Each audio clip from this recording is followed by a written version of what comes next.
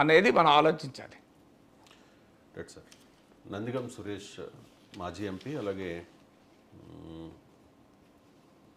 Lella Appa Reddy MLC, వీళ్ళిద్దరు కూడా arrest అయ్యారు సార్. జోగి రమేష్ అండ్ దేవినేని అవినాష్ వీళ్ళిద్దరూ అప్స్కాండ్లో ఉన్నారు, వాళ్ళని వెతికే పనిలో ఉన్నారు.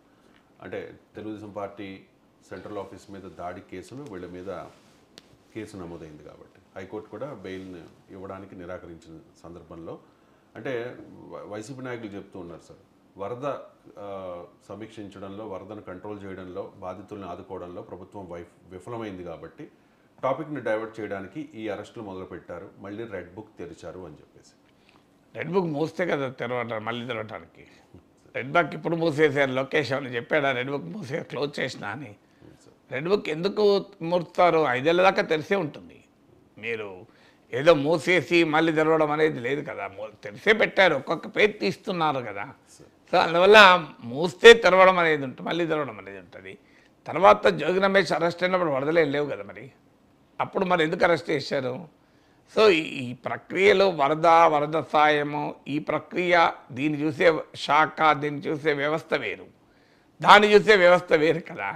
సో వరదలు వచ్చాయి కదా అని రాష్ట్రంలో ఇంకే ఏ వ్యవహారము జరగకుండా ఉండదు కదా. సో అందువల్ల వరదల దృష్టి మళ్లించడానికి అరెస్టులు చేయాల్సిన అవసరం లేదు కదా. అరెస్టులు అంతకు ముందు కూడా అయ్యాయి కదా. అరెస్టులు వల్ల నేను వంశీ పైన లుక్అవుట్ నోటీస్ అన్నారు, వాళ్ళ నేను దొరికినట్లేరు.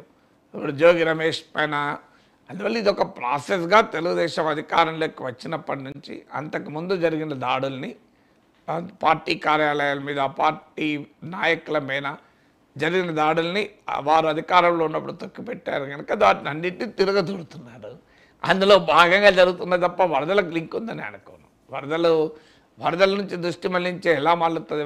వరదల బాధితులకైతే వాళ్ళ అనుభవం వాళ్ళు దీన్ని ఎవరు పట్టించుకుంటారు? వాళ్ళ బాధలో వాళ్ళు ఉన్నారు.